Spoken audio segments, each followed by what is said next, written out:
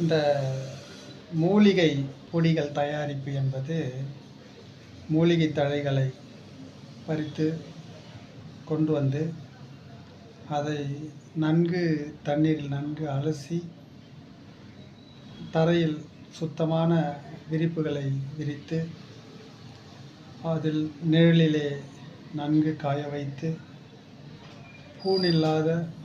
இரும்பு பூன் இல்லாத உலக்கையில் கல்லுரலில் போட்டு இடித்து பொடியாக்கி நல்லா மாவு ஜாடியில் ஜலிச்சு, அல்லது இதை விட சிறப்பு காடா துணியில் ஜலிச்சு இந்த பொடியை வச்சுக்கிட்டு நம்ம தினமும் 2 கிராம் 3 கிராம் உடலுக்கு தகுந்த அளவு நம்ம இந்த மூலிகை பொடிகளை பயன்படுத்தலாம்.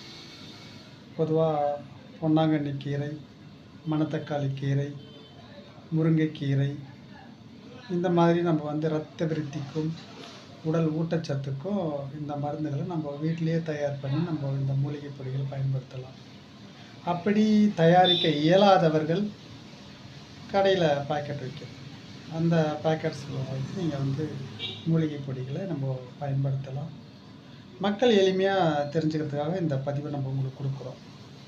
ஏன்னா இந்த 50 ரூபா 60 ரூபா கொடுத்து மூலிகை மருந்துகளை வாங்க முடியாமல் இருக்கிறவங்க முருங்கைத்தழையை கொண்டு வந்து நிழலில் தண்ணியில் அலசிட்டு நன்கு அதை நிழல்லே காய வச்சு உலக்கையில் இடித்து மாவு ஜலிச்சு ஒரு 1/2 டீஸ்பூன் அளவு தினமும் சாப்பிட்டு வரும்போது ரத்த விருத்தியாகும், ஹீமோகுளோபின் லெவல் அதிகமாகும்.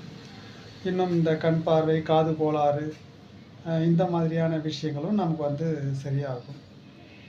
இப்படி தான் நம்ம துளசி, ஆடாத்தோடா, முசுமுசுக்கை, இந்த மாதிரியான இலை மருந்துகளை நன்கு அலசி நிழலில் காய வைத்து பொடியாக்கி பின்பு நல்லா நைஸ் பவுடராக காடா தூளில் ஜலிச்சு தேன், பால், வெண்ணெய், நெய், வெந்நீர், தண்ணீர், இதில் எதுனாலும் நீங்கள் தாராளமாக உங்கள் உடம்புக்கு எப்படி எது செட் ஆகுமோ அதில் அனுமானமாக இந்த பொருட்களை பயன்படுத்தி மூலிகை பொருட்களை நம்ம எளிமையாக பயன்படுத்திக்க முடியும்.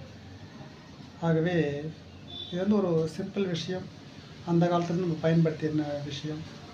இதையே கூட இந்த மூலிகை பொடியை கூட நீங்கள் டீ, காஃபி இதில் ஒரு 1/2 டீஸ்பூன் அளவு போட்டு டிகாசன் தூளை போட்டு டீயை போட்டு வடிகட்டி கற்கண்டு, பனை வெல்லம், தென்னை வெல்லம் இவைகளை போட்டு நம்ம டீ மாதிரியும் நம்ம அதை குடிக்க முடியும். சும்மா ஒரு 10 நாள் 15 நாள் 1 மாதம் இப்படி நம்ம சாப்பிட்டீங்கன்னாவே உங்களுக்கு உடலில் நல்ல ஒரு மாற்றம் தெரியும். மூலிகை பொடி தயாரித்து பயன்படுத்துவது என்பது ஒரு சிறப்பான விஷயம். நன்றி.